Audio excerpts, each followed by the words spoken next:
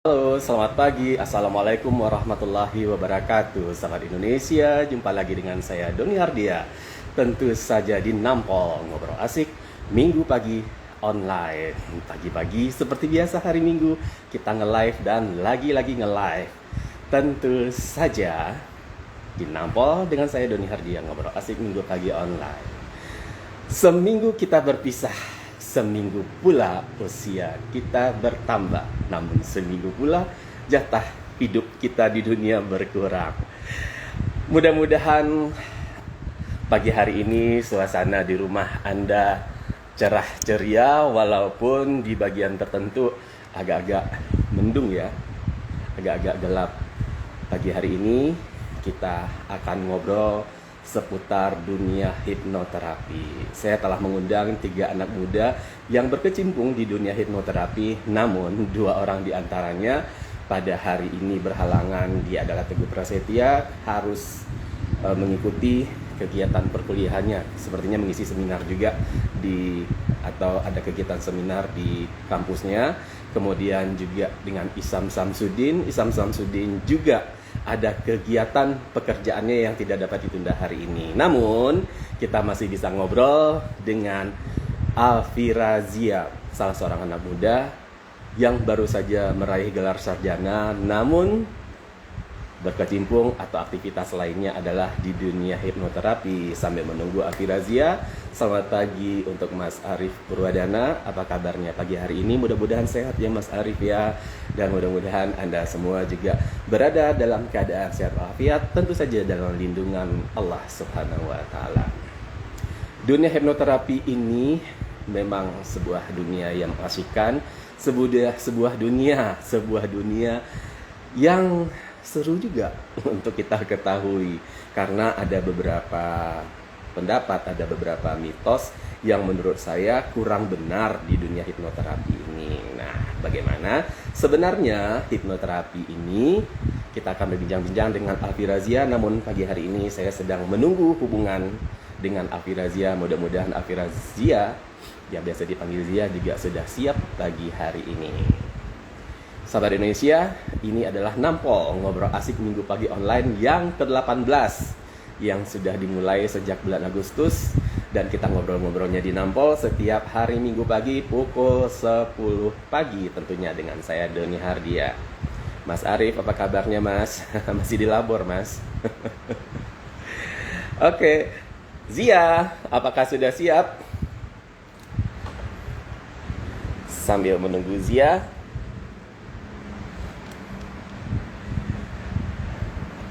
saya ngecek yang satunya lagi. Ya, sahabat Indonesia, pagi hari ini seperti yang sudah dijadwalkan di acara Nampol, kita pagi hari ini akan ngobrol tentang atau seputar dunia hipnoterapi. Mas Arif, alhamdulillah sudah baik. Alhamdulillah selalu baik. Ya, oke. Sambil menunggu teman-teman yang lainnya juga, ternyata Zia juga sudah bergabung. Selamat pagi Zia. Mudah-mudahan, wah tadi saya terima kasih Mas Arif, tadi lupa ngasih judulnya. Padahal sekarang sudah bisa dikasih judul dulu ya. Oke, saya minta Zianya untuk bergabung. Akan Zia bergabung pagi hari ini. Terima kasih Mas Arif. Kita menunggu hubungan dengan Zia. Zia ini ada di kota mana ya? Saya kok lupa nanya sebelumnya.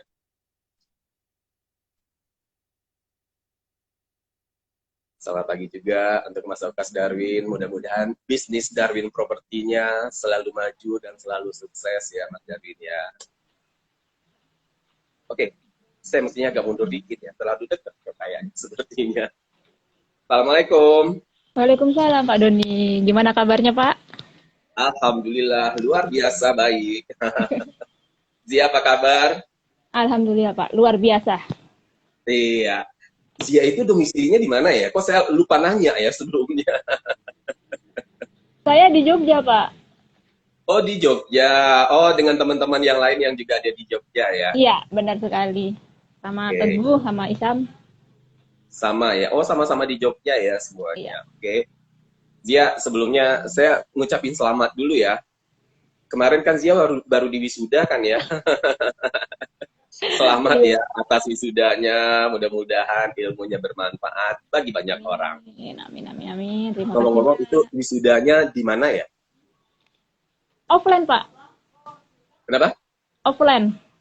Nggak Di, maksudnya. di Ini yang bertanya yang salah nih. Maksudnya lu wisudanya di mana? Jawabannya kalau nggak offline, kalau nggak di gedung gitu ya. Aduh, oke. Aduh, aduh, aduh, aduh. Yang bertanya yang salah. Maksudnya lulusan dari mana?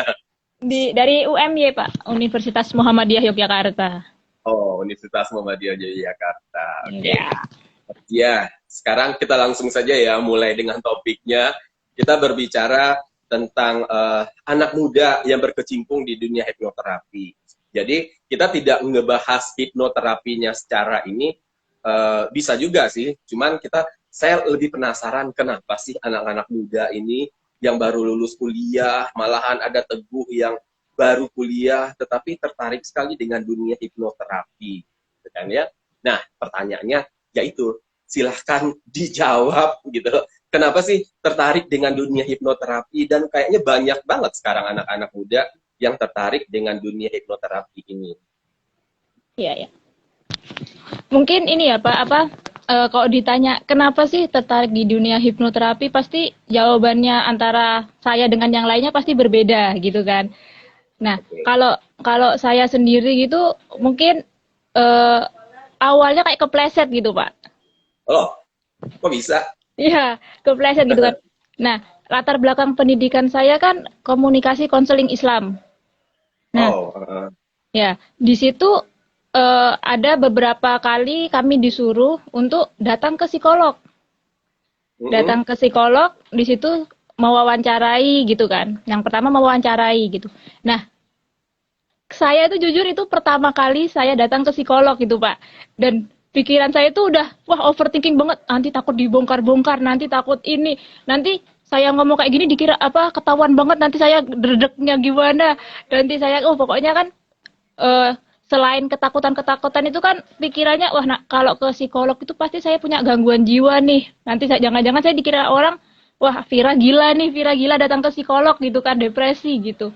Jadi wah takut banget itu awalnya Pak. Tapi karena gara itu tugas, jadinya kan mau nggak mau ya udah jalan aja ke psikolog gitu kan. Mau nggak mau datang aja ke psikolog gitu. Nah, akhirnya saya memberanikan diri untuk datang ke psikolog. Nah, awalnya niat hati itu ingin wawancara, wawancara kepada psikolog tersebut. Tapi mungkin benar ya, psikolognya tahu gitu. Saya gemeteran gitu, Pak. Pucet itu, Pak. Gemeteran, pucet, keringat dingin gitu. Pokoknya udah di hati itu, kapan pulang, kapan pulang, kapan pulang gitu ya, Pak. Itu akhirnya ditanyain nih, Mbak, kenapa Mbak? Gitu. Mulailah ditanya-tanyain gitu kan. Duh, mulai nih gitu. Nah, psikolog tersebut tahu kalau ternyata saya overthinking, saya kecemasan gitu ya. Gitu. Nah, akhirnya ya di ini apa?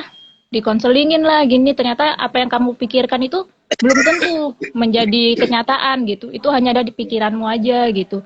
Nah, akhirnya oh iya bener juga gitu kan memproses dalam diri gitu. Nah, pulang itu semangat. Oh, kayaknya pengen lagi nih ke psikolog, pengen lagi ke psikolog gitu.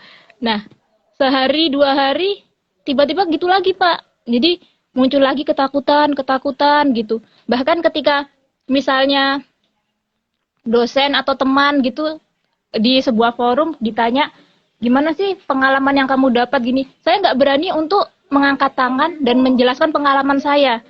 Padahal kalau dipikirkan, kan sebuah pengalaman itu tidak ada yang salah dan tidak ada yang benar, karena pengalaman setiap orang itu berbeda. Tapi ya. saya takut banget gitu ya Pak, takut banget gitu. Nah, saya berpikir kok kemarin saya pulang, saya pulang itu saya bersemangat gitu, bersemangat kayaknya, oh aku nggak akan takut lagi nih, nggak akan gini. Tapi kok terus-terusan kok malah takut lagi. Jadi kayak kembali lagi gitu. Terus habis itu suatu hari saya lihat story dari teman itu, di situ story tentang pelatihan hipnosis dan hipnoterapi. Nah, kepo nih, aduh mau ikut gitu, mau ikut. Muncul lagi ketakutan, Pak. Muncul lagi ketakutan, aduh gimana ya kalau ikut, nanti orangnya nggak ada yang dikenal, nanti nanti aku kalau disuruh ini, disuruh itu, aku gimana, nanti dilihatin orang-orang. Lah pokoknya buat saya tuh benar-benar kayak nggak bisa jalan gitu, Pak. Tapi saya merasa kayaknya saya butuh ini karena saya nantinya kan akan fokus di konseling. Nah, di situ kan juga perlu namanya hipnoterapi. Karena seperti yang kita ketahui bahwa pikiran sadar itu kekuatannya 12% dan pikiran bawah sadar 88%. Nah, di sini kita nanti akan diajarkan bagaimana kita bisa menembus critical area dan agar sugesti yang kita miliki dapat dicerna atau masuk ke dalam pikiran bawah sadar klien tersebut. Nah, akhirnya saya beranikan diri untuk daftar. Daftar. Nah, di situ kita tidak hanya disuruh untuk mendengarkan sebuah teori banyak banget gitu. Nah, tapi di situ kita disuruh untuk praktek. Praktek menjadi seorang hipnoterapis dan praktek menjadi klien.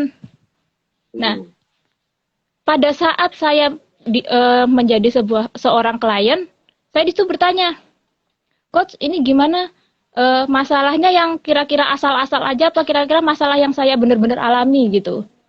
Lebih baik masalah yang benar-benar terjadi karena nantinya kamu akan merasakan efek hasil dari terapi itu gitu kan. Akhirnya ya udah nih, masalah yang benar-benar saya alami kan overthinking ya, semacam itu, kecemasan itu kan. Akhirnya saya di situ ketika sesi konselingnya saya menjelaskan saya punya problem ini gitu. Akhirnya masalah tersebutlah yang diproses di dalam hipnoterapi saat itu gitu. Nah, pada saat saya kembali bangun atau kembali sadar itu kok ngerasa apa sih, kayaknya nggak ngapa-ngapain, cuma disuruh duduk santai dengerin, nggak ada sesuatu yang kayaknya nggak ada proses gitu di dalamnya gitu. Terus bangun tuh kayaknya nggak ada yang berubah deh. Ini apa sih gitu. Kan saya juga waktu itu saya baru pertama kali, maksudnya baru tahu hipnoterapi itu apa gitu kan. Yang saya tahu cuma hipnosis yang ada di TV gitu. Klik langsung tidur gitu ya Pak, yang di TV-TV itu. Nah, pada saat itu saya nggak ngerasakan ada perubahan apapun gitu, cuma ya udahlah ikutin aja dulu alurnya gitu. Tapi sehari 2 hari setelah itu saya ngerasa kok ada sesuatu yang berubah di dalam diri saya gitu. Ada sesuatu yang berubah dalam artian kok saya biasanya itu di dalam diri tuh kok ada yang ngomong, ih jangan kayak gitu, nanti kayak gini, jangan kayak gitu, nanti kayak gini gitu. Tapi kok tiba-tiba, ayolah coba, kayak gitu dalam diri tuh kayak, ayolah coba. Jadi keinginan untuk mencoba itu besar sekali gitu dibandingkan rasa takut itu. Bahkan teman saya itu pernah bilang, Fir, kamu itu ya udah aku hitung seharian ini dari jam 7 sampai jam 1, kamu bilang aku takut itu udah 15 kali. Gitu kan. Itu nggak sengaja gitu Pak, dibilang, ih aku takut gitu kan. Terus habis itu sekarang itu teman saya bilang, jujur ya Fir, aku sekarang nggak pernah dengar kamu bilang aku takut gitu. Padahal saya ngerasa kayaknya saya biasa aja gitu kan. Tapi orang lain melihat saya beda gitu udah. Nah, terus habis itu sehari 2 hari saya merasakan perubahan pada diri saya. Yang tadinya saya banyak nih ketakutan yang membuat saya nggak bisa berjalan. Akhirnya ketakutan tuh kayak kalau orang tuh kayak debat dan ketakutan tuh akhirnya mundur gitu loh Pak. Kayaknya mundur gitu. Akhirnya saya beranilah walaupun sedikit-sedikit ya, karena nanti kita bahas mitos-mitos tentang seputar hipnosis dan hipnoterapi. Di situ nanti banyak sekali mitos-mitosnya dan salah satunya itu adalah bahwa banyak orang yang beranggapan bahwa nanti ketika kamu sadar dari proses hipnosis atau hipnoterapi, kamu akan menjadi orang yang baru gitu. Kamu akan menjadi orang yang baru, kamu akan menjadi orang yang beda sekali gitu. Nah, di situ kan awalnya saya nggak merasa seperti itu ya, kayaknya sama aja, nggak ada yang berubah gitu. Cara ngomongnya sama, ketakutannya juga sama. Tapi ternyata tuh berproses. Akhirnya saya sekarang merasakan perubahan dari ketakutan yang dulunya mungkin 80% turun jadi 75, turun jadi 60, turun sedikit demi sedikit gitu. Sampai sekarang pun saya masih berproses gitu kan. Nah, itulah tadi kenapa saya sekarang kok semakin lama semakin kayaknya menarik sekali gitu. Ketika menyatukan proses konseling dimasukkan dengan teknik-teknik hipnoterapi gitu. Karena ketika kita konseling dengan klien itu kita hanya apa ya, memasukkan motivasi, sugesti itu cuma di pikiran sadarnya saja. Nah, di sini kita diajarkan bahwa pikiran sadar itu hanya 12%, di mana pikiran bawah sadar 88%. Yang berarti kan bahwa pikiran pikiran bawah sadar itu sebenarnya luar biasa sekali kalau kita bisa untuk bahasanya kayak memegangnya seperti itu, Pak. Jadi awal ketertarikan Zia dengan dunia hipnoterapi ini justru dari masalahnya Zia sendiri. Iya, gitu benar ya. banget. Iya, benar banget. Zia merasa karena harus menyelesaikan tugasnya, kemudian merasa overthinking, merasa kecemasan-kecemasan yang tidak perlu, merasa takut dan segala macamnya, berhadapan dengan psikolog. Akhirnya ketika sudah beberapa kali berkonsultasi dengan psikolog, timbul sesuatu keinginan untuk lebih mengenal dunia hipnoterapi. Memang pada umumnya orang-orang dulu termasuk saya juga, kalau kita sudah berhubungan dengan namanya psikolog, namanya psikiater gitu kan, bawaannya kok ada sesuatu ya, padahal enggak harus seperti itu juga. Iya, Kalaupun benar. ada sesuatu kayak overthinking, kecemasan, itu juga sebenarnya adalah hal yang biasa dan memang perlu ada orang yang diajak untuk membicarakan hal gitu kan Zia ya. Iya, benar Nah, sekali, Pak.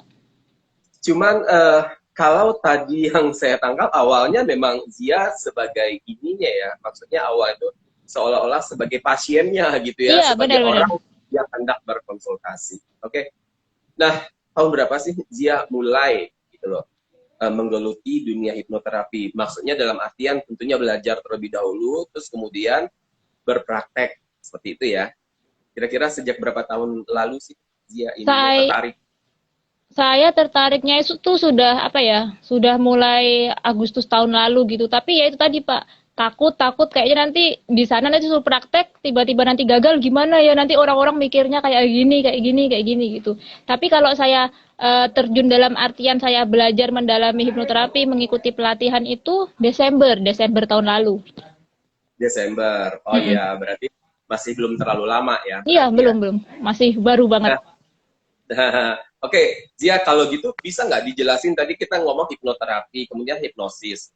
Nah, terapi melalui hipnosis sebenarnya apa sih yang namanya hipnosis, hipnoterapi itu? Soalnya kalau saya gitu loh, mungkin nanti kita akan berbicara lebih banyak tentang mitos juga gitu. Cuman yang jelas kalau saya berbicara tentang hipnosis atau hipnotis gitu ya, yang kebayangkan di kita lagi di ATM, disentuh orang bahunya, tiba-tiba nurut, tiba-tiba orang datang ke rumah gitu kan ya, terus tiba-tiba ada kan kasus-kasus yang semua emasnya dikeluarin, diserahkan dengan sukarela, beberapa menit kemudian baru sadar gitu kan ya.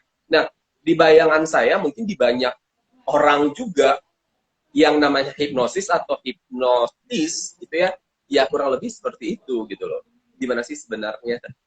Iya, benar sekali, Pak. Mungkin saya juga ada tuh, Pak. Awal-awal waktu saya mau ikut pelatihan itu saudara-saudara saya pada bilang, "Ih, nggak usah nanti kamu jadi penjahat gitu. Nanti kamu tiba-tiba di jalan nanti kamu ini bisa kayak gini gitu kan." Nah, itu emang apa ya? Sudah tertanamkan di kita gitu kan. Gara-gara ya sedikit-sedikit nanti ada penjambretan, "Oh, aku nggak sadar tadi kayak gini, itu aku dihipnotis." gitu kan. Nah, di awal juga saya gitu sama bude saya, Fir nggak usah kayak gitu, nanti kamu malah ikut-ikutan orang ngambilin ini ngambilin itu gitu kan. Tapi perlu kita jelaskan kembali bahwa beda gitu Pak. Jadi kalau misalnya ini kan ilmunya namanya hipnosis. Hipnosis adalah ilmunya. Nah, orang yang melakukan hipnosis adalah hipnotis. Nah, sedangkan hipnoterapi adalah ilmunya juga, sedangkan orang yang melakukan adalah hipnoterapis. Nah, kalau kita tidak bisa menyamakan antara apa yang ada di jalan dengan proses hipnoterapi yang kita lakukan kepada klien gitu.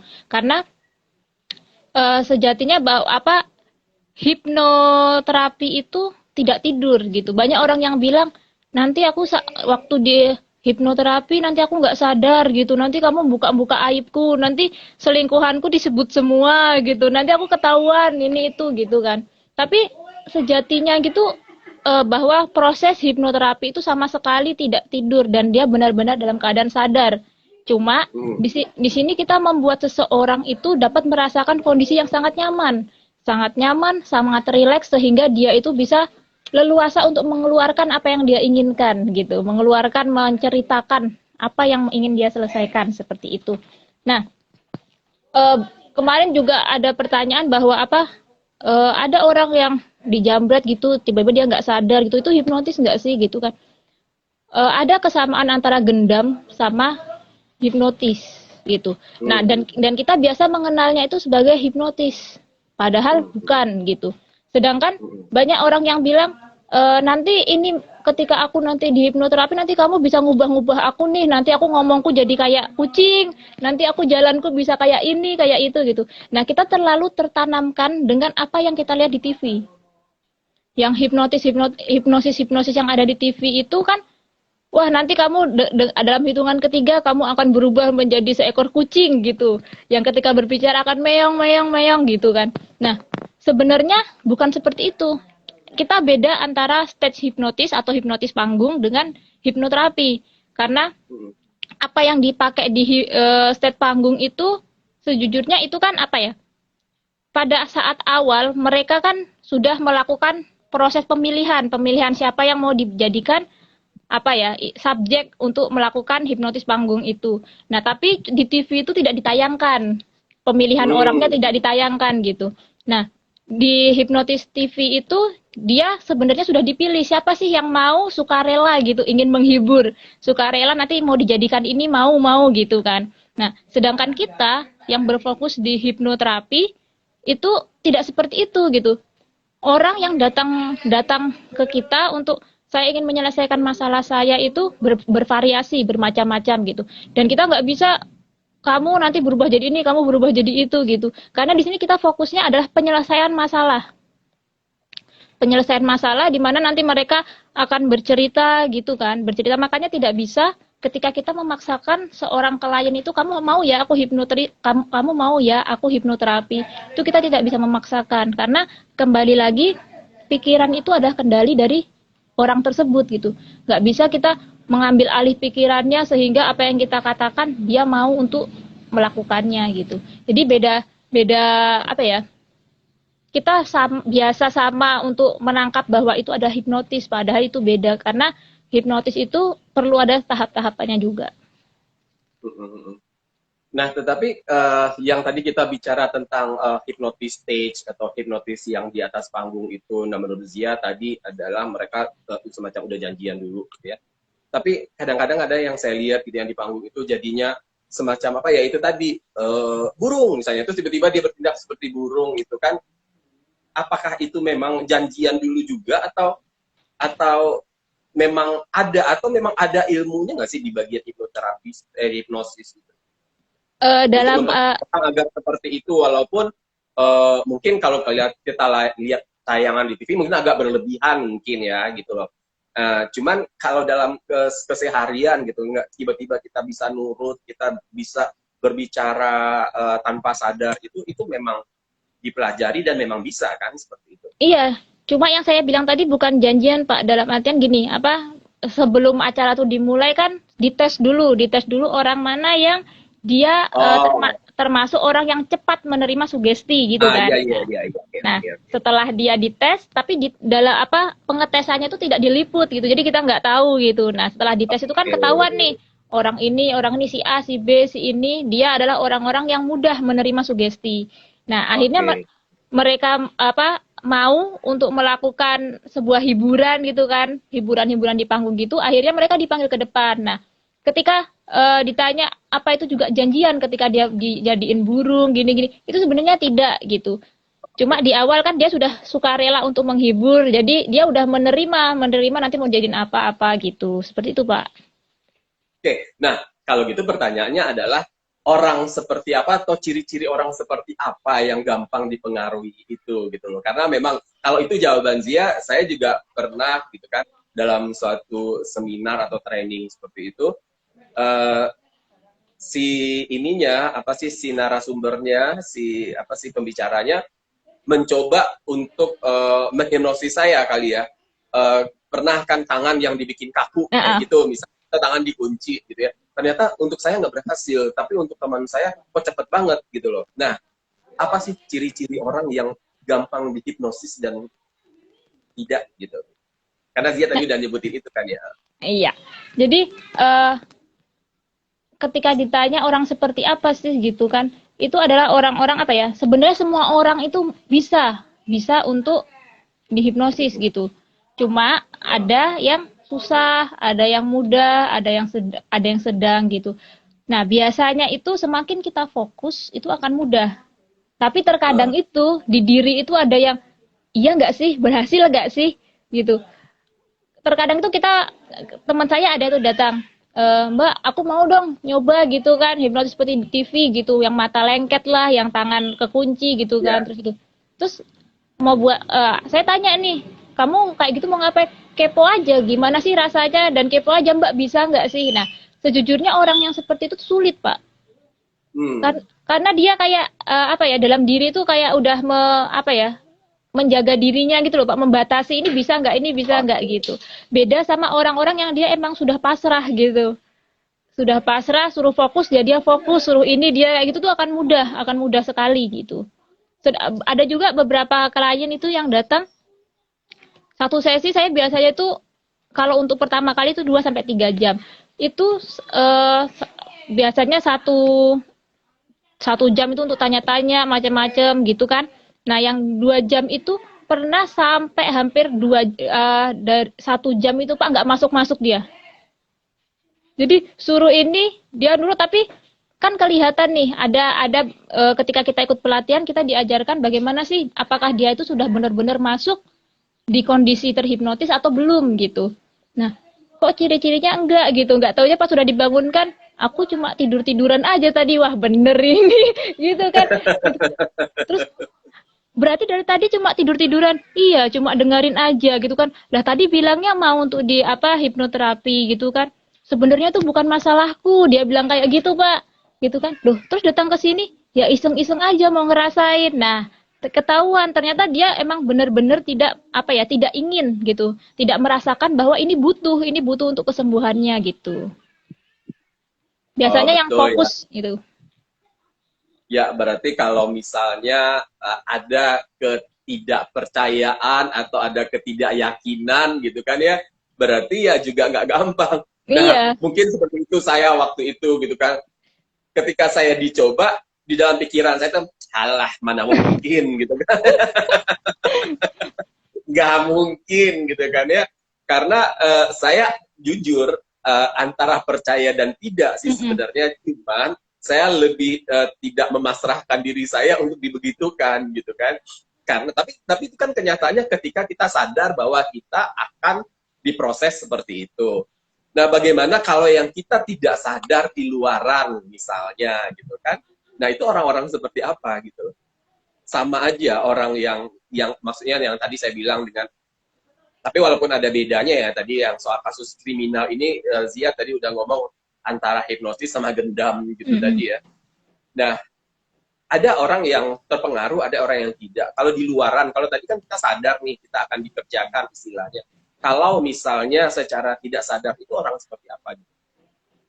Ada, kan itu seperti pelatihan yang saya lewatin itu kan ada proses yang seperti bahasa itu kayak level 1, level 2, level 3 gitu kan. Ada yang sebagai hipnotis, sebagai hipnoterapi, sama sebagai profesional hipnoterapis. Nah, yang nanti saya belum nyampe ke situ Pak, cuma seperti yang coach saya bilang gitu, yang nantinya yang di level di atas tuh itu bisa tanpa menyentuh orang dia bisa terhipnotis gitu.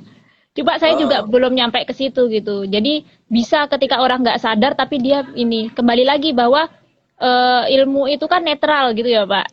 Ilmu itu netral seperti pisau itu pisau netral tergantung kita menggunakannya gitu kan. Kita menggunakan pisau itu untuk memasak di dapur malah menciptakan sebuah masakan gitu. Kita menggunakan pisau itu untuk membunuh orang malah menimbulkan masalah. Jadi sama lagi bahwa hipnoterapi itu netral. Cuma kebanyakan orang yang mungkin banyak orang sebagai hipnoterapis, tapi kebanyakan yang didengar masyarakat bahwa dia dihipnotis nih sama orang, dia dihipnotis sama orang gitu. Jadi lebih banyak info bahwa seseorang itu mengalami sebuah kejahatan karena hipnotis gitu. Ya, jadi ada juga semacam akhirnya ketidakpercayaan terhadap hipnoterapis jadinya. Iya, bener banget, Pak. Bener Iya banget. kan? Jadi merugikan orang yang benar-benar serius mendalami hipnosis, ilmu hipnosisnya ini, atau dia sebagai hipnoterapis jadinya dipengaruhi oleh hal-hal seperti itu gitu. Jadi orang agak ragu jadinya untuk berkonsultasi gitu kan ya. Begitu kan ya kira-kira dia ya. Iya, benar-benar. Nah, Benar terus sekali. kemudian terus saya sering baca juga nih kalau misalnya para hipnoterapis itu kalau misalnya apakah itu di Instagram atau di mana gitu ya, suka ada berderet gitu loh gelar-gelarnya gitu loh. Saya kurang hafal sih. Pokoknya seorang hipnoterapis itu belakangnya suka bla bla bla bla cecet koma apa gitu, gelar-gelar apa aja sih itu di belakangnya. Kemarin kalau nggak salah saya juga lihat Zia seperti itu, sekarang udah menghilang atau pernah lihat rasanya gitu loh. Tadi saya lihat lagi nggak ada. Iya, Pak. Gelar-gelar apa aja sih gitu, itu yang ada di belakang itu. Sebenarnya kan gelar itu didapat dari sebuah lembaga pelatihan yang itu sudah terpercaya gitu ya.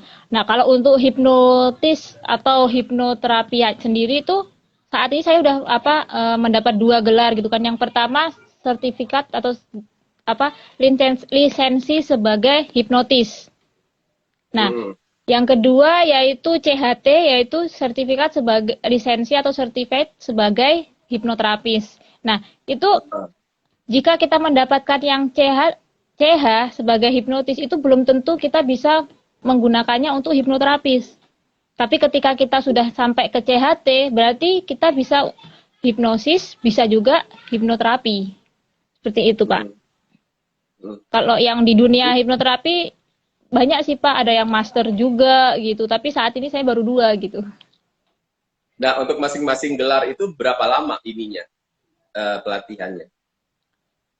Setiap lembaga itu beda-beda, Pak. Jadi ada yang berapa hari gitu, 5 hari, ada yang 2 hari gitu. Bahkan ada, saya pernah lihat itu iklannya berapa jam gitu, 5 jam kamu akan menjadi seorang hipnoterapi gitu kan. Cuma kita tanya lagi, apakah lembaga itu merupakan lembaga yang terpercaya gitu. Maksudnya alumni-alumninya menjadi seorang hipnoterapi yang terpercaya gitu. Karena banyak juga sekarang gelar macam-macam gitu, tapi nggak taunya ya seperti itu. Biasanya saya kemarin ada pertanyaan. Ya, lanjut. Saya kemarin untuk mendapatkan 2 gelar itu 16 jam. 16 jam. Nah, oke. Tapi pertanyaan saya jadinya begini, 2 hari, 3 hari mendapat gelar itu, terus kemudian beberapa hari boleh menjadi seorang terapis gitu loh. Kalau dibandingkan dengan seorang psikolog yang kuliahnya lama, gimana tuh kira-kira ya Zia?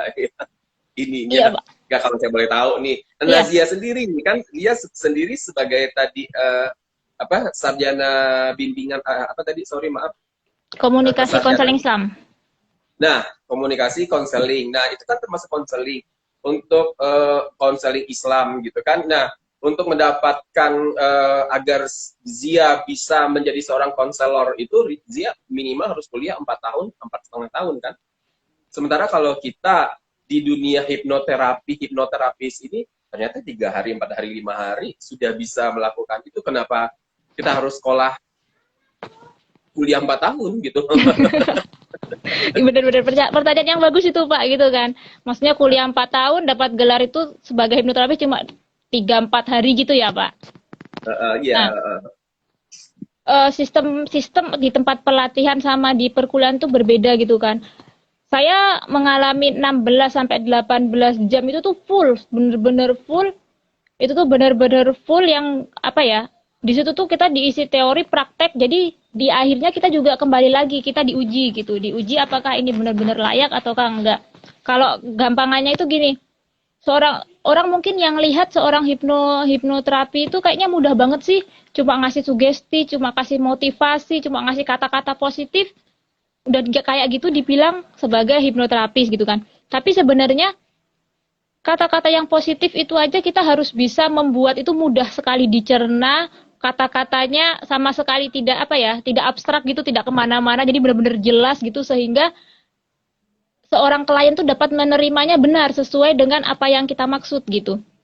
Nah, kalau saya juga awalnya bertanya-tanya seperti itu kan, loh buat apa kuliah gitu kan, kalau misalnya dengan ikut pelatihan-pelatihan gini kita udah dapat gelar yang banyak gitu kan. Tapi kembali lagi, apa yang kita dapatkan di pelatihan itu sebenarnya sudah ada kita dapatkan di perkuliahan gitu Pak. Cuma di situ kita lebih mendalami lagi kalau saya di hipnoterapi lebih mendalami ke hipnoterapi sehingga di situ ketika kita praktek itu, oh ini yang didapat di kampus kayak gini. Di situ ada banyak dari pelajaran psikologi, banyak dari pelajaran konseling, itu banyak banget di situ sehingga ketika ditanya buat apa kita kuliah kalau kita punya dengan ikut pelatihan kok kita punya titel yang banyak gitu, gelar yang banyak itu, ketika orang berpikiran lebih baik aku nggak usah kuliah deh, lebih baik aku ikut pelatihan aja udah dapat gelar banyak gitu. Itu kayaknya kurang tepat gitu ya. Kurang tepat sekali karena ketika kita tidak kuliah itu kayaknya kita akan menerima apa yang di pelatihan itu secara mentah-mentah gitu. Betul. Secara mentah-mentah sehingga kita cuma oh ya asal kayak gini, asal kayak gini, asal kayak gitu. Apa ya bahasanya kayak kurang bisa memaknai gitu apa yang dimaksud sih di dalam pelatihan tersebut gitu. Itu pas sudah selesai itu juga kita dikasih tes juga, dikasih harus dapat berapa klien dan itu benar-benar direkam biar coachnya itu tahu kalau ini benar-benar tahapannya itu benar gitu. Istilahnya enggak dia cuma ngasih sugesti, enggak dia cuma ngasih motivasi gitu. Karena kan juga ada tahap-tahapannya gitu. Oke. Berarti kalau misalnya digabungkan dengan kuliah atau kuliah di bidang yang sama, psikologi, konseling seperti itu tadi, terus kemudian baru kita mendalami dunia hipnosisnya itu tadi, sepertinya wawasannya lebih luas pastinya, gitu ya. Karena kalau pelatihan-pelatihan ini kan lebih banyak ke prakteknya, sementara ini kan di kuliah lebih banyak di bidang keilmuannya, yang tentu saja memperluas wawasan kita, kurang lebih seperti itu ya. Iya, benar banget Pak. Kalau begitu tadi Zia sudah berbicara tentang praktek nih, ya kan? Walaupun boleh nggak sih cerita sedikit atau beberapa kasus mungkin gitu kan yang paling menarik Zia menanganinya dan hasilnya seperti apa? Apa kasusnya, bagaimana menanganinya, kemudian hasilnya seperti apa gitu. Kalau saya sih yakin mungkin ada yang berhasil, ada yang tidak berhasil juga kan. Sama aja dengan kita ke psikolog, kita ke psikiater pun kadang-kadang ada yang berhasil, ada yang tidak juga. Itu mungkin tergantung orangnya kali ya. Benar banget Pak. Kasus yang menarik. Yang menarik yang saya jadi itu kan ada berbagai macam kasus, tapi kebanyakan gara-gara mungkin saya masih remaja, jadi anak-anak itu kebanyakan yang masalah percintaan, habis itu masalah overthinking, percaya diri, kayak gitu kan. Ada kasus kasus yang dia itu selalu aja negatif thinking gitu. Jadi buat dia stres gitu. Apa-apa masalah di rumah semuanya itu dia pikirkan berlanjut-lanjut gitu. Bahkan mengganggu aktivitasnya gitu kan. Nah, bahkan dia pernah cerita terkadang itu saya lagi nyuci gitu. Tiba-tiba kok ini ibu rumah tangga. Jadinya ketika saya pas lagi nyuci kok tiba-tiba di pikiran itu macam-macam gitu. Yang suami marah gara-gara saya tidak bisa menghandle keuangan, yang suami kayak gini gitu kan. Nah, akhirnya kita melakukan proses hipnoterapi. Nah, pas sudah sadar gitu, pas sudah bangun itu gimana gitu kan, ya nggak apa-apa, ngerasa lebih rileks aja gitu. Tapi nggak ada sesuatu yang yang diperhatikan ada yang berubah gitu, masih normal-normal saja gitu, sama aja gitu, cuma lebih kayak lebih segar gitu, kayak habis tidur panjang gitu kan. Terus habis itu pas sudah sehari 2 hari itu dia bertanya, Mbak Vira, kok saya ngerasa diri saya sekarang ada 2 diri ya gitu. Maksudnya gimana 2 diri gitu kan. Jadi ketika ada pikiran negatif itu datang, itu ada diriku yang ngomongin tentang positif gitu. Ada yang ngomong, jadi dia di pikirannya nanti suaminya dia, jadi apa yang dia omongin itu sering banget yang dia omongin itu adalah apa yang ada di pikirannya dia. Jadi misalnya suaminya dia ngomong, kamu nggak bisa jaga keuangan, kamu nggak bisa manage keuangan kayak gini kayak gitu. Nah, tapi tiba-tiba tuh dirinya muncul gitu bilang, enggak kok itu enggak bener gitu, emang ternyata kayak gini kayak gini kayak gini gitu, dijelaskan di situ. Jadi dia mengalami pertentangan di dirinya gitu, sehingga singkat cerita habis dia mengalami itu lebih menang yang sisi positifnya. Akhirnya dia ngerasa lebih tenang. Habis itu kok sekarang aku kayaknya ada masalah ya, ada masalah aku pikirkan, tapi habis itu ya udah rileks-rileks aja gitu. Nggak seperti dulu habis ada masalah, aku nggak bisa tidur lah, aku ngerjain sesuatu nggak bisa lah, aku lagi kerja gitu kok fokusnya ke rumah terus, masalah yang di rumah gitu, jadi nggak bisa mengatur gitu. Tapi sekarang wah enak banget gitu. Sekarang tuh walaupun ada masalah itu, yang masalahnya tingkatnya tuh sama seperti kemarin, tapi sekarang tuh lebih enjoy aja gitu. Ya udah, namanya orang hidup punya masalah gitu. Cuma kok sekarang lebih asik aja gitu, lebih biarlah masalah diselesaikan, tapi tetap aja kok kayaknya tuh lebih, ya lebih enjoy gitu jalani hidup gitu. Nah itu luar biasa sekali. Bahkan itu tuh klien pertama saya tuh waktu itu Pak, klien pertama saya kan, saya kayak gitu kayak wow ternyata ini banget ya, sehingga membuat saya tuh lebih bersemangat, lebih membuat saya tuh wah kayaknya aku lebih harus belajar lagi nih, karena dari sini tuh banyak banget orang-orang yang bisa tertolong gitu, terbantu gitu. Jadi buat saya lebih semangat lagi, kayaknya wah harus belajar-belajar terus nih gitu kan, karena kalau kita tetap kita mempunyai ilmu atau keahlian dalam bidang seperti ini, terus kita tetap diem aja gitu, nggak mau belajar, itu kan sama aja. Nanti kita nggak akan bertambah wawasannya, dan otomatis juga namanya masalah orang kan berputar terus ya Pak, masalahnya macam-macam aja, ada masalah seperti itu. Nah, itu berapa kali terapi, berapa kali datang atau berapa kali konsultasi si ibu tadi ke Zia, akhirnya beliau merasakan bahwa dia merasa lebih baik sekarang. Biasanya kalau yang ibu itu tuh pertama kali datang, satu kali datang dia seperti itu, terus dia merasa kayaknya aku perlu lagi deh Mbak untuk apa, menekankan gitu, membuat diriku itu nggak goyah lagi gitu. Jadi dia ngerasa ini udah cukup gitu, tapi kok kayaknya aku masih ada goyah sih gitu. Jadi aku kayaknya perlu sekali lagi deh untuk ini. Oh ya udah, nggak apa, kan kita juga melihat perkembangan dari klien sendiri, apakah kira-kira ini cukup ataukah harus ada 2, 3, berapa kali sesi gitu. Ada juga yang satu kali datang, tapi dia ternyata sudah beres gitu, dengan masalahnya sudah, ya udah fine-fine aja, udah baik-baik saja gitu. Oh gitu ya. Jadi tidak ada juga apa sih namanya, kembali semuanya itu tergantung kepada pasiennya atau orangnya sendiri ya. Iya benar sekali.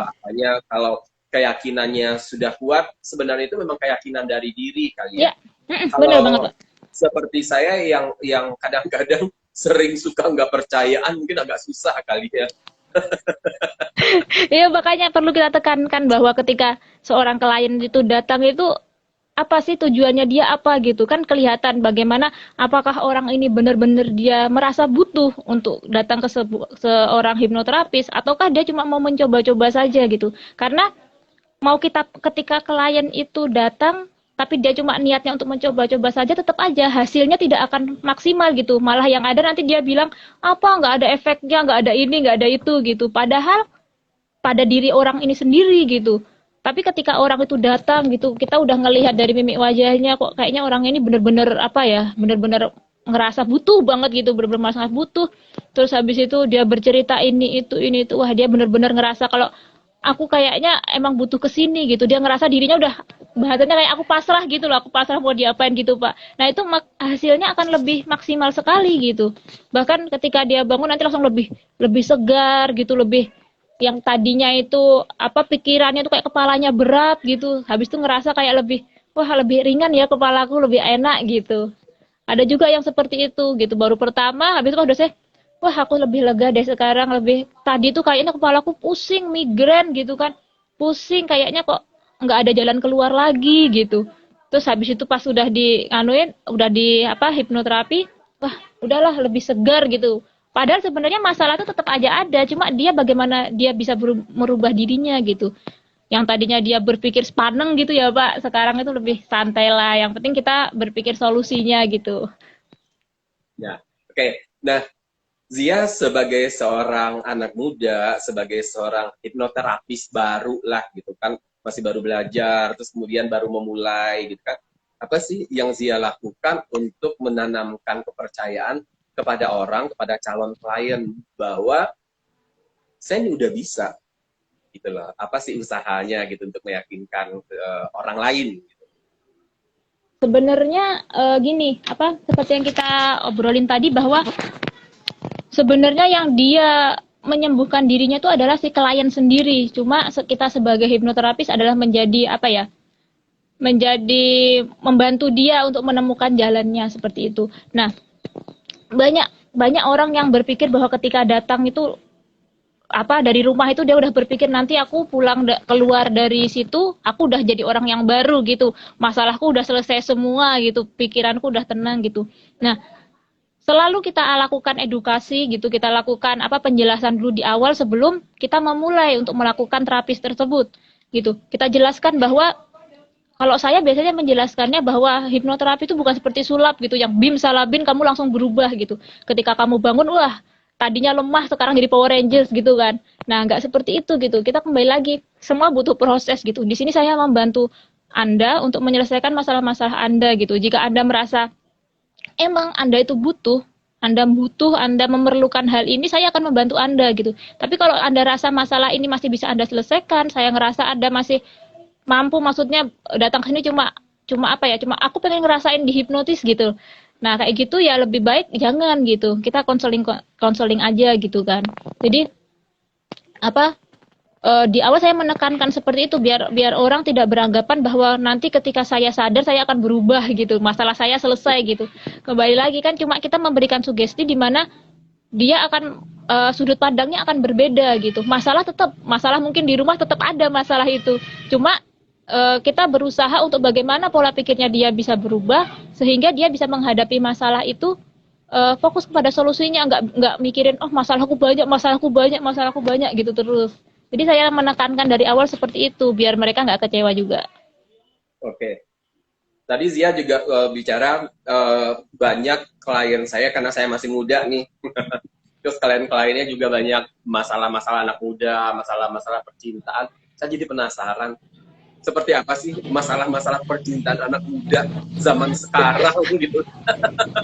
Maksudnya separah apa dan seperti apa yang sudah pernah Zia hadapi siapa namanya kliennya gitu loh. Saya jadi pengen tahu ini separah apa sih masalah percintaan anak muda yang pernah ditangani gitu. Masalah percintaan anak muda itu tak jauh-jauh dari galau ya Pak. Galau, susah move on gitu kan. Mbak, aku tadi lihat dia, ketemu dia udah sama pacarnya yang sekarang. Aku pengen nangis-nangis gitu. Allah, gitu kan. Jadi kadang itu pengen ketawa juga gitu ya, Pak. Pengen ketawa juga gitu anak-anak SMA seperti itu. Tapi ya kembali lagi kan setiap orang itu kita beda-beda gitu. Mungkin bagi kita biasa aja karena kita nggak ngalamin gitu. Nah, mungkin bagi dia luar biasa banget gitu ya ketika dia belum bisa move on, dia ngeliat di bioskop mantannya dia jalan sama pacarnya dia yang sekarang gitu kan.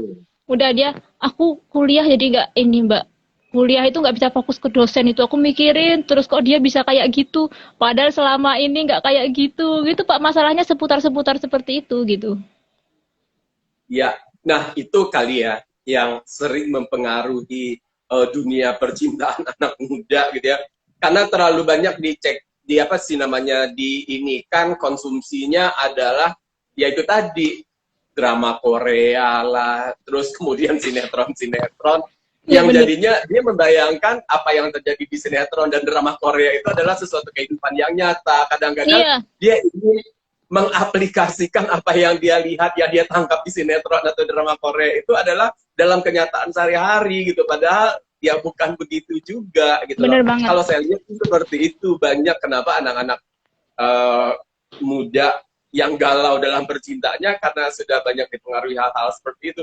Kok gue nggak kayak drama Korea? Iya, bener banget Pak. Bener banget Pak. Pikirnya nanti datang seorang pangeran gitu ya Pak. Pangeran yang akan kayak gini kayak gitu. Jadi bener banget. Gara-gara sekarang udah banyak sinetron. Bahkan anak-anak TK sekarang udah nontonnya sinetron. Jadi udah ngebayangin. Ada saudara saya. Ada saudara saya tuh Pak. Ini gara-gara nontonnya sinetron akhirnya anak TK itu Pak, jadi ngomongnya gini, Mbak kamu tahu nggak Mbak tadi yang lewat tuh siapa? Pacarku itu Mbak. Waduh, Allah Akbar. Anak TK itu.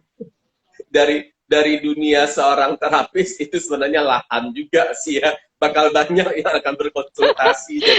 Bener juga. Bener banget. Oke, ini ada dari Mas Tarmizi Nazir, ini sepertinya catatan ya, kalau Mas Iya, Tarmizi Nazir ini suka mencatat biasanya kalau luar ikut. biasa.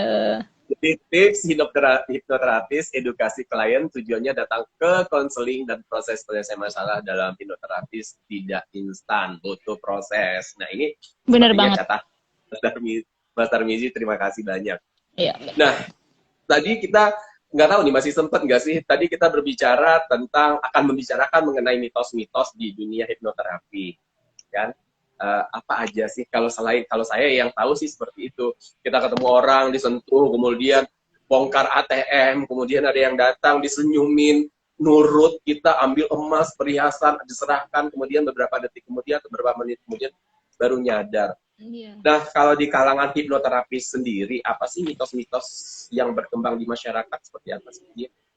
Nah, banyak sekali saya juga udah tadi sudah banyak sekali bahwa mitos-mitos di seputar hipnosis dan hipnoterapi itu. Sebelum kita lanjutin, Zia, ini ada Mas Edvan loh ngintip kita, terima kasih banyak loh. Coach Terima kita, kasih Coach mentor Edvan. kita, ngintip kita pagi hari ini. Merasa luar biasa sekali. Oke, kita lanjut. Bagaimana tadi mitos-mitos yang berkembang di masyarakat selain yang saya tahu tadi? Banyak sekali mitos-mitos seputar hipnosis dan hipnoterapi gitu ya. Bahkan ada juga yang mitosnya mengatakan bahwa seorang hipnoterapis itu bisa mengendalikan pikiran orang gitu. Nah, itu sebenarnya tidak bisa gitu loh. Karena sebenarnya seorang telat, Coach Edvan bilang telat nih katanya gitu kan. Tenang, masih bisa disaksikan di IGTV-nya Doni Hardia, dan biasanya juga saya akan upload di YouTube. Sekarang sudah diupload di YouTube loh, acara-acara nampol. Wow, luar biasa. YouTube-nya Doni Hardia. Mantap Pak Doni. Ya, silakan Zia, dilanjutkan. Nah gitu, mitosnya mengatakan bahwa seorang hipnoterapis itu bisa mengatur pikiran seseorang gitu. Bahwa sebenarnya tidak gitu. Yang saya jelaskan tadi, pikiran seseorang tuh bisa dikendalikan dengan orang tersebut. Makanya ketika seseorang itu datang ke hipnoterapis, maka kita harus mencari tahu apakah dia benar-benar mau, benar-benar merasa butuh, atau dia cuma mau coba-coba, atau dia cuma mau ngetes-ngetes saja, bisa nggak sih dia gini. Kebanyakan teman-teman itu Pak, teman-teman datang itu cuma, bisa nggak sih mau ngetes aja, kamu udah bisa nggak sih ini gitu. Nanti ada juga yang mitos yang lain juga kan mengatakan bahwa ntar aku ditepuk pundaknya langsung ini, ntar aku ditepuk pundaknya langsung langsung nggak sadar gitu. Iya bener banget Pak. Jadi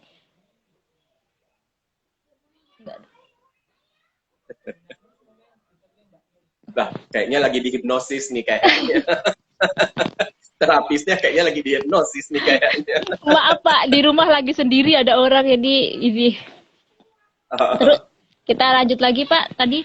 Nah, ketika seseorang tadi bilang bahwa pikirannya bisa dipegang atau bisa diarahkan selalu oleh si hipnoterapis, itu cuma mitos saja, karena kembali lagi hipnoterapis cuma bisa dia cuma bertugas memberikan sugesti-sugesti yang tujuannya untuk menjadi pengobatan dari klien tersebut gitu.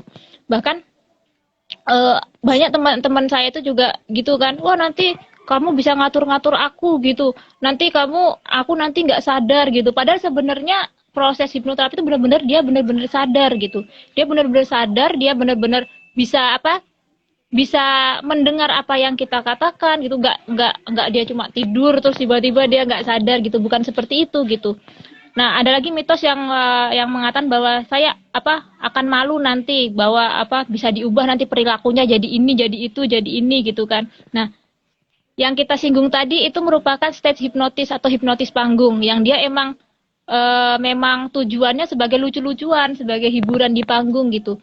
Dan hipnoterapi tidak bisa seperti itu.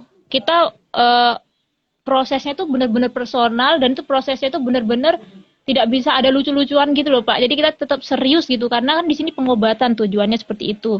Nah, ada juga mitos yang mengatakan bahwa hipnosis itu dari ilmu gaib gitu. Wah, ini dibantu jin, ini dibantu setan gitu kan. Nah, bahkan sejak abad ke-18 sendiri lembaga kedokteran Perancis itu yang dipimpin oleh Benjamin Franklin, dia membuktikan bahwa hipnoterapis itu sama sekali tidak ada kekuatan gaibnya, bahwa itu pure ilmu pengetahuan seperti itu.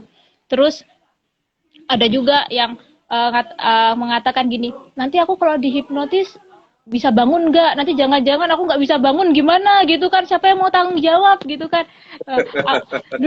Dulu awal-awalnya waktu saya belum terjun di dunia hipnoterapi juga pikir gitu, nanti aku bisa bangunin nggak ya? Nanti kalau dia nggak bisa bangun gimana gitu kan?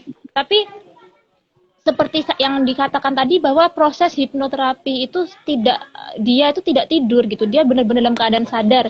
Jadi sehingga ketika di tengah-tengah nanti ada sesuatu yang tidak sesuai, maka dia bisa untuk bangun gitu, untuk menyadarkan diri seperti itu.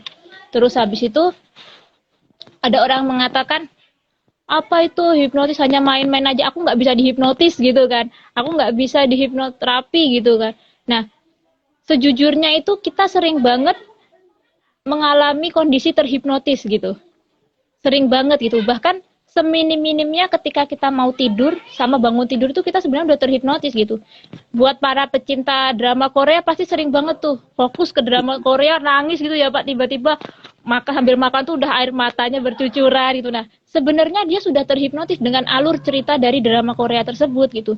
Bahkan sering banget kita buru-buru nih Pak mau cari kunci motor gitu ya. Kunci motor tadi taruh di meja kok nggak ada gitu, diputer-puter di meja udah dibukain semua nggak ada, atas kulkas sudah dicari, nggak taunya mama datang, ini kunci di atas meja kok nggak dilihat gitu ya. Nah itu sebenarnya kita dalam keadaan sedang terhipnotis gitu. Jadi kondisi terhipnotis itu terkadang kita bisa membuat barang itu yang ada jadi tidak ada, atau bahkan membuat barang yang tidak ada jadi ada gitu. Makanya kenapa orang gila itu tidak bisa terhipnotis gitu ya Pak, karena dia udah hidup dengan imajinasinya sendiri. Jadi kita tidak bisa memasukkan imajinasi gitu. Nah, terus ada juga yang mengatakan bahwa hipnoterapi itu sebagai alat untuk mengecek kebohongan dari seseorang gitu. Banyak orang yang bilang bahwa pokoknya kamu kalau ke hipnoterapis kamu nggak bisa bohong deh gitu. Kamu nggak bisa bohong, semuanya pasti akan terbongkar gitu kan. Nah, sebenarnya bukan seperti itu. Bahkan saya sendiri kok teman-teman saya tuh, bener ya Mbak, nanti yang dibahas cuma masalah saya yang ini gitu. Yang ini jangan diungkit-ungkit gitu ya. Terus saya kan karena teman itu saya ngobrol santai gitu kan. Jadi ya enggak lah gitu, ngapain aku ngurusin masalah percintaan kamu, aku bilang kayak gitu kan. Gara-gara teman. Jadi seperti itu, kita cuma menjangkau ruang-ruang yang emang di situ diperuntukkan untuk kita gitu, masalah ini gitu. Ya udah kita fokusnya ke masalah tersebut gitu. Nah, dan orang tidak benar ketika orang yang ketika di hipnoterapi dia tidak bisa berbohong gitu. Itu kembali lagi ke orangnya. Jika dia sudah terbiasa ngomongnya kreatif, berbohong seperti itu, maka akan seperti itu gitu. Jadi hipnoterapi tidak bisa digunakan sebagai alat pengetes kebohongan gitu. Terus ada juga yang mengatakan bahwa self hipnosis itu lebih aman gitu. Saya sering banget ketika saya misalnya perjalanan jauh, perjalanan darat gitu, misalnya dari sini ke Bromo atau mana tuh kadang-kadang pusing gitu ya Pak, mual, mabuk gitu kan. Itu saya menghipnotis diri saya sendiri sehingga saya akan mudah tertidur kayak gitu kan. Nah itu sebenarnya aman. Iya sering banget, jadi udah nggak tahan nih minum antimo kok nggak tidur ini kan mabuk kayak gitu. Akhirnya saya menghipnotis diri saya sendiri agar lebih rileks, lebih tenang, akhirnya bisa tertidur gitu. Bangun-bangun udah sampai gitu kan, enak banget tuh Pak. Nah cuma self hipnotis ini tidak selalu baik digunakan untuk masalah-masalah yang besar. Contoh saya punya masalah yang besar sekali nih, itu saya self hipnotis saya itu tidak bisa, karena nanti akan muncul dua pertentangan. Yang satu sesuai dengan nilai yang saya inginkan, yang satunya enggak gitu. Jadi malah menyebabkan seseorang itu akan stres gitu. Jadi ketika kita mempunyai masalah yang berat, ya nggak ada salahnya kita untuk datang ke terapis, hipnoterapis, ke psikolog kayak gitu. Jadi tidak bisa semuanya kita selesaikan sendiri seperti itu. Terus ada lagi yang mengatakan bahwa saya tidak bisa dihipnotis karena pikiran saya terlalu kuat gitu. Saya kritis gitu, saya nggak fokus gitu. Itu sebenarnya pemikiran orang zaman dulu gitu. Karena kembali lagi sekarang setiap orang itu bisa untuk dihipnosis. Cuma ada yang mudah, ada yang sedang, ada yang sulit gitu, tergantung bagaimana nantinya gitu. Terus ada juga yang mengatakan bahwa apa? Hipnotis itu seperti di panggung gitu, dengan membunyikan jari gini aku bisa tidur gitu. Sebenarnya nggak seperti itu gitu. Kita ada proses, kita nggak tiba-tiba kamu tidur langsung tidur gitu. Kita ada proses di awal, kita ngadain interview dulu, ngadain building rapport dulu untuk ngetahui oh maunya dia seperti apa, maunya si klien ini seperti apa. Terus habis itu apa sih yang dirasakan si klien ini sehingga kita tahu maksud keinginannya nanti seperti apa gitu. Karena kita nggak bisa kita langsung berasumsi oh maunya kayak gini gitu. Kita nggak tanya-tanya dulu kamu maunya kayak gini, cuma dari pemikiran kita gitu kan. Jadi dari awal kita ada prosesnya, nggak tiba-tiba membunyikan tangan kamu langsung tidur gitu, nggak seperti itu. Mungkin itu tadi beberapa mitos-mitos Pak yang sering banget kita dengar. Oke, Zia, tadi saya sih sebenarnya mau bertanya, kalau misalnya Zia sendiri, kalau misalnya ada masalah, apakah ditangani sendiri atau berkonsultasi ke terapis lain atau psikolog lain gitu kan? Tapi rasanya sepertinya tadi sudah terjawab ya bahwa self terapi itu, self hypnosis itu lebih bagus, tapi tentunya untuk masalah-masalah tertentu. Jadi bisa juga dong kalau semua orang punya masalah, termasuk terapis sendiri pasti punya masalah juga gitu kan ya. Nah, tapi mungkin bisa dipilah-pilah mana nih masalah yang bisa saya tangani sendiri, mana masalah saya harus konsultasikan dengan terapis lain atau psikolog. Benar banget. Juga, ya. Karena bagaimanapun setiap orang itu memang butuh orang lain untuk berbagi, butuh orang lain untuk berbicara. Tidak bisa dilakukan semuanya ya berbicara pada diri sendiri gitu ya. Iya benar banget Pak. Kalau saya itu mengibaratkan itu kita tuh seperti selang gitu. Nah, terkadang selang itu bisa mengalirkan air dengan lancar, tapi terkadang itu dia cuma pelan-pelan. Nah, ternyata di dalamnya itu ada lumut, dan kita nggak bisa membersihkan lumut itu sendiri gitu. Jadi kita membutuhkan orang lain untuk membantu membersihkan di dalamnya, sehingga bisa lancar lagi. Kalau saya seperti itu. Ya, oke. Jadi itu lebih fair sebenarnya. Bukan berarti gue terapis nih, gitu loh. Gue seorang konselor nih, gitu loh. Berarti gue gak ada masalah, kalaupun ada masalah, gue bisa tangani sendiri. Gak seperti itu juga seperti kan itu. Sebenarnya. Oke, dan jangan dianggap aneh juga. Kadang-kadang ada juga yang anggap anehnya jadinya begini. Lo katanya terapis, lo katanya konselor, tetapi ternyata punya masalah juga. Lo konsultasi juga sama orang lain. Sebenarnya hal itu adalah hal yang wajar sebenarnya. Gitu loh.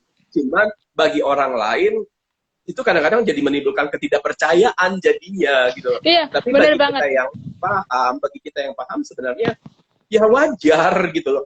Gak semua orang bisa memecahkan masalahnya. Saya minimal itu kan teman berbagi cerita, teman menuangkan perasaan, teman menuangkan pikiran, teman menuangkan unek-unek itu tetap perlu gitu ya Zia. Bener banget. Terus kemudian kalau kita kaitkan lagi dengan dunia percintaan anak muda tadi gitu, seperti yang Zia katakan tadi bahwa pikiran sadar kita hanya 12%, kemudian pikiran bawah sadar adalah 88% mempengaruhi kita, gitu kan? Jadi ternyata kita memang benar kalau kita apa yang kita baca, kita adalah apa yang kita tonton, kita adalah dengan siapa kita bergaul, itu jadi benar ya kalau seperti itu, karena apa yang kita baca, apa yang kita tonton, apa yang kita dengar, dengan siapa kita berbicara, dengan siapa kita bergaul, itu semuanya akan masuk ke bagian alam bawah sadar kita yang 88% tadi.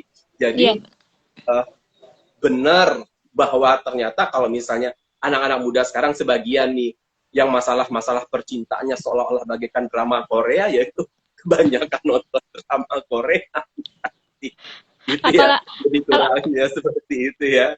Apalagi yang dia nonton sampai nangis-nangis tuh kan bener-bener melekat toh Pak, bener-bener melekat. Jadi hidupku seperti ini gitu kan. Ya, jadi kalau ada masalah juga, kalau nggak nangis kesannya nggak afdol juga, nggak kayak drama Korea jadinya gitu ya. Bener.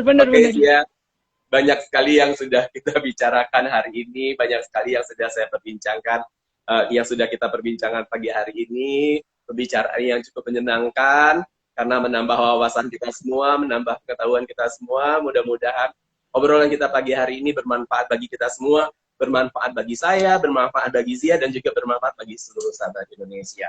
Mudah-mudahan kita akan ngobrol lagi di kesempatan yang mendatang dengan topik tentunya seputar hipnoterapi, tetapi temanya berbeda lagi ya, pembahasannya Boleh. dan mudah-mudahan Zia, kalau saya manggilnya Zia ya, ternyata Vira ya. Gak apa-apa, saya dengan panggilan Zia sendiri ya. Gak apa-apa, Pak. Spesial, Pak. Zia lebih sukses sebagai seorang konselor, sebagai seorang terapis juga. Sekali lagi terima kasih banyak. Sahabat Indonesia juga terima kasih banyak atas perhatiannya pagi hari ini. Dan mudah-mudahan kita akan ketemu lagi, tentu saja di Nampol Ngobrol Asik Minggu Pagi Online. Dan jangan lupa, ini akan ada rekamannya di IGTV Doni Hardia, dan juga nanti akan saya upload juga ke YouTube-nya Doni Hardia. Khususnya untuk Mas Tarmizi Nazir nih, yang udah rajin mencatat, tadi saya lihat sampai catatannya sampai poin ketiga, mudah-mudahan luar biasa. Dan juga buat sahabat Indonesia lagi. Terima kasih juga atas catatannya Mas Tarmizi Nazir. Oke, Zia, sampai ketemu lagi. Untuk sahabat Indonesia, kita sama-sama aja pamitnya. Wassalamualaikum warahmatullahi wabarakatuh. Saya Doni Hardia dan Zia pamit. Assalamualaikum warahmatullahi wabarakatuh.